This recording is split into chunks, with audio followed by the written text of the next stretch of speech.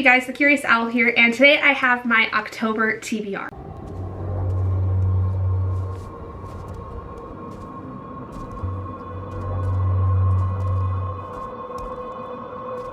So not gonna lie, September was not 100% what I wanted it to be. I still got a lot of books read, I still got a lot of stuff done, but as far as like completing my TBR for September, it was kind of a wash.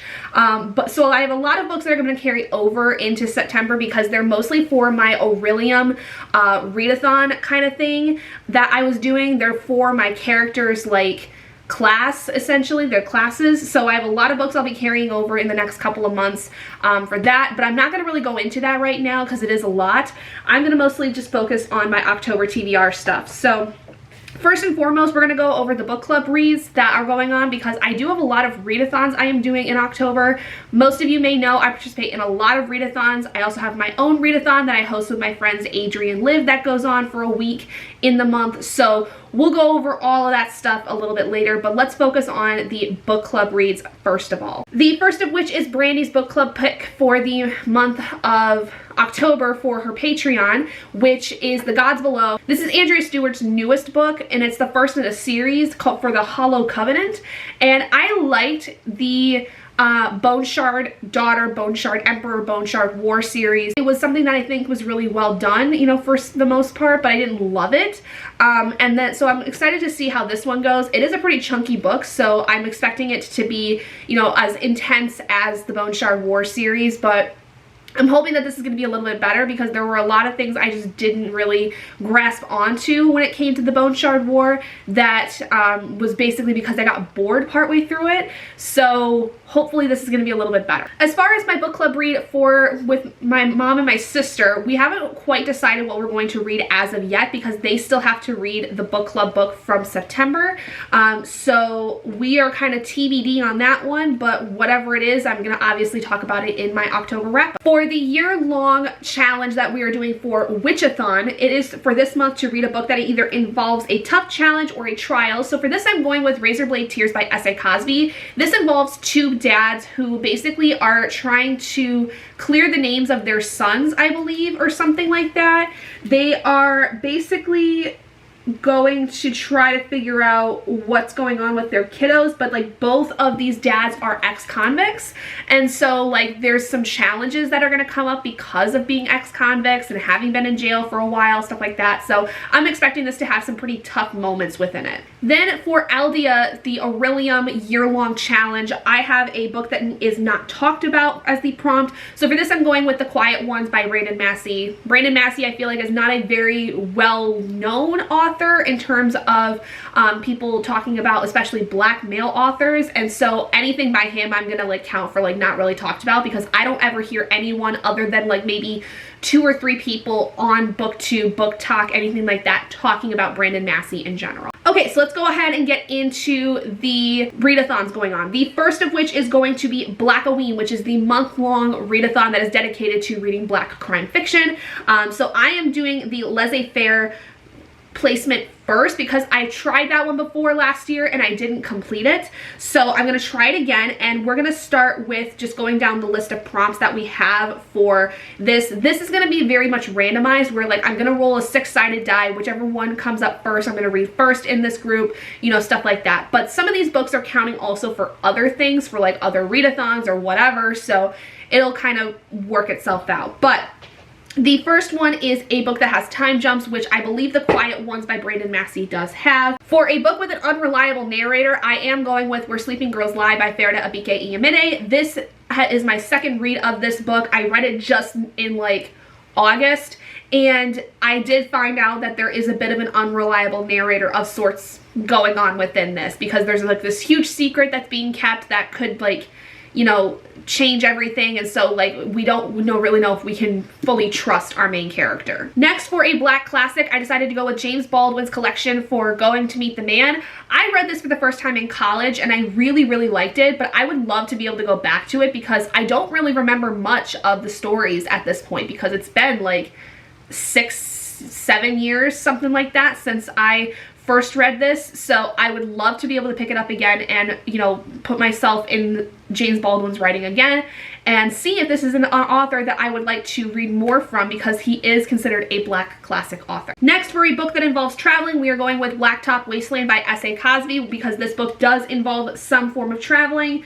Essentially, this is about a getaway driver, so there's going to be some traveling involved in this one for sure. Next, for a book that takes place outside of the US, we're going with my, I think, third or fourth reread of Ace of Spades by Ferida Abike Iamene. I am reading both of her books in this month because I just love her that much.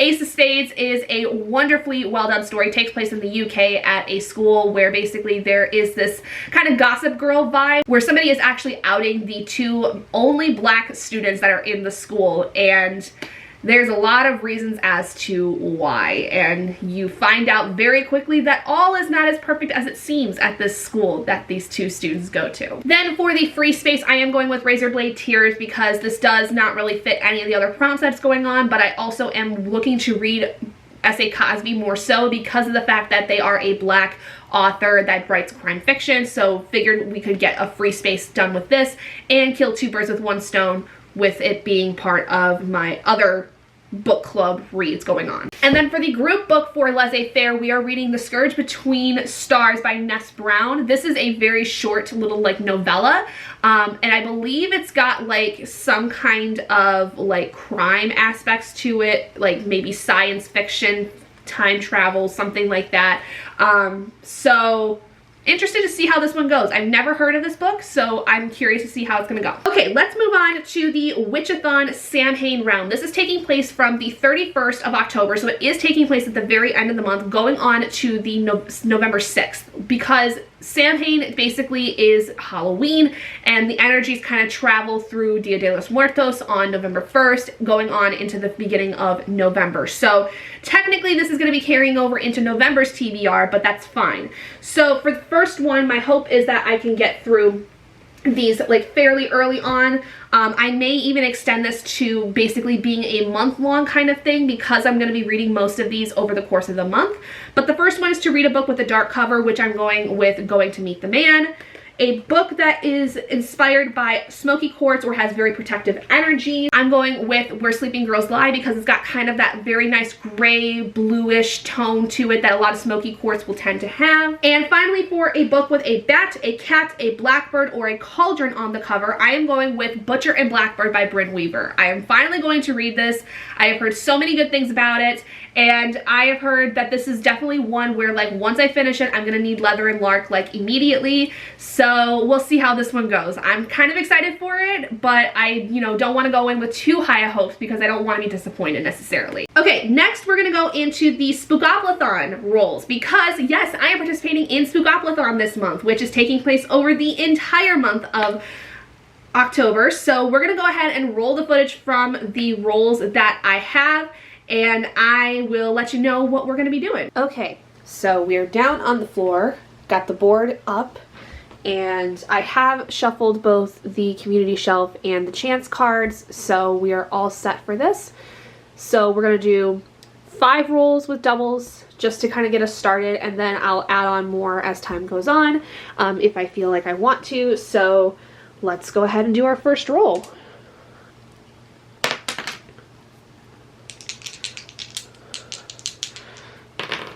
Okay, it's a 6. A book from the past. Okay, so for the first roll, which is a book from the past, or basically a book that you've had like on your TBR like several different times, or anything like that, I decided to go with The Weavers of Alamoxa by Hadir El Spy, because I did have this on my TBR, I think last month, if not August, and so I do want to pick this up. It is the second book in a duology that I really, really loved.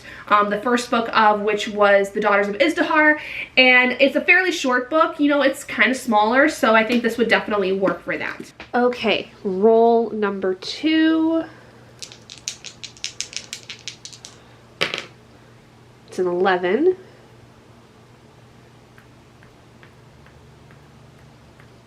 Community shelf. Okay, first one. So let's see what we get. And this is, if it will focus. Focus, camera. Come on. This is going to be a Kindle book, so anything that is on my Kindle currently, I can read. Then for my community shelf one, we had a Kindle book, which I decided to go with Nice Dragons Finish last. It was kind of just the first one that came up, so I just threw that one on there. Bubba, don't mess up my stuff. No, go away. Okay, quickly, roll number 3.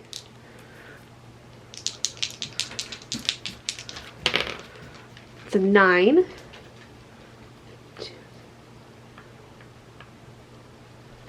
Bram Stoker.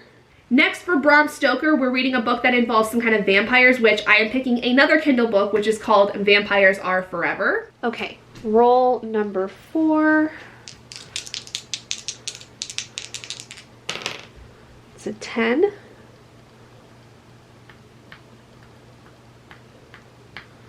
A chance. Awesome. We're going to get some really cool cards today. Or I guess we're going to do a little bit of everything. If I could pick it up. There we go. And we've got Fallen Kingdoms. This is one of my library books that I have currently that I can throw on here. Then for the chance card, I end up pulling Fallen Kingdoms by Morgan Rhodes. This is a very well-known young adult fantasy series that I have heard so many things about. Not really much in terms of like what the plot is, but I've heard that it's really good. So I'm excited to finally get my little grubby hands on this one and figure out if I like this series or not. Okay, and last but not least, roll number 5. Maybe, we'll see. Okay, kind of can't see that, but it was a 3. I'm going to re-roll this one because it kind of was a little bit cocked. 2. Okay. Lowest rated. We actually made a full round of the board. I'm actually kind of surprised by that, but yep, so we got lowest rated and no doubles. What a surprise. So if I end up completing this TBR, I will roll more in the course of the month because I'll be doing vlogs and stuff over the month. So we'll get to see that. But for now, that is our TBR for Spookoplathon. And then finally for lowest rated, I have not updated my Goodreads at all in terms of like my want to read shelf. So I just basically figured out what was there immediately. And the first one that came up that was lowest rated was The Whispers of the Fallen by J.D. Netto. This one though was like a 3 point something. So not like too bad, but I don't really update my Goodreads want to read shelf all that much. I probably should, but I don't. So this is the best I got. Now there are 2 other readathons I am participating in, which are Vampathon and obviously the Battle of the Bookish week-long readathon that's going on. But both of those have very TBD related kinds of TBRs because there's something where it's more of like, I am going to see what I can do with what I'm reading currently at that time to then put them towards that readathon. For instance, Vampathon has this bingo board thing, which mine is very discolored. It's not supposed to be pink, it's supposed to be purple. My printer did not print it correctly. But it's got like a bingo board that I'm gonna follow. And then you might just have to wait and see for the announcement video for Battle of the Bookish's week-long readathon because there's going to be a new element involved with the week-long readathon that I can't spoil right now. You're gonna have to wait till next week for that. But it's going to basically be something where you kind of have to either plan it very, very well beforehand, or you can kind of just wait and see what you've got currently reading that will fit. Let's just go with that. So that's kind of all I've got in terms of my TBR for this month, which is still a pretty hefty stack, especially if we include all of the books that are still for Aurelium. We're probably looking at like 20 some books and I cannot lift that. Okay, maybe I can. I could probably lift this. Yes, there we go. So these are all the books I'm planning on reading. It's quite a few, plus some Kindle books. So we've got a lot going on this month, and I am a little terrified. I'm not gonna lie, because it is also October, so it's fair to be terrified. But that's a lot of books. That's a lot of books. It's a lot of reading, and I'm still in school and working and tutoring and doing 5 million other things. So we'll see. Hopefully, I can get through more than I did in September. Maybe I will stop with reading multiple books at a time and not finishing anything and just kind of like do one book at a time and crank through them like super well. No promises. no promises. But without further ado, that is going to be it for this video. Thank you guys so much for joining me. If you guys did enjoy it, please do give it a big thumbs up. And if you haven't already and you'd like to be and would like to see more content like this, go ahead and hit that button down below and subscribe to become an owlet in our flock. Also, I want to mention that I have an Etsy store where I have currently my Samhain products out, which include 4-ounce and 8-ounce candles and wax melts, as well as a bundle for the candles available for purchase if you would like to get them before the Samhain celebrations at the end of October. There may or may not be a sale going on in a couple weeks, so if you want to wait until then to get your hands on them, that's fine, but you're more than welcome to get them earlier. Also, I do want to mention that I do have a Patreon. I have a Patreon where you can access all kinds of different content from me that may not make it to YouTube or other platforms. So if you would like to see more from me and kind of get more daily updates of how things are going for me in terms of my reading and all that stuff, make sure to go check that out. It's going to all be linked down in the description below for you guys. But anyway, thank you guys so much, and I will see you guys in my next video. Bye!